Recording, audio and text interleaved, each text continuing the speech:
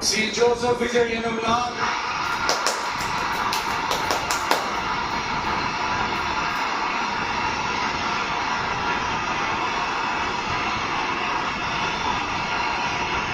சட்டப்படி அமைக்கப்பெற்ற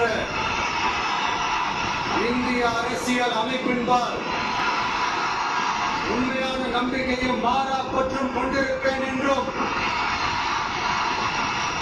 இந்திய நாட்டின் ஒப்பில்லாத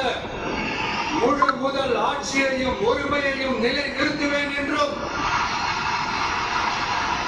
தமிழ்நாட்டு அரசின் முதலமைச்சராக உண்மையாகவும் உளச்சான்றின் படியும் என் கடமைகளை நிறைவேற்றுவேன் என்றும் அரசியல் அமைப்பிற்கும் சட்டத்திற்கும் இணங்க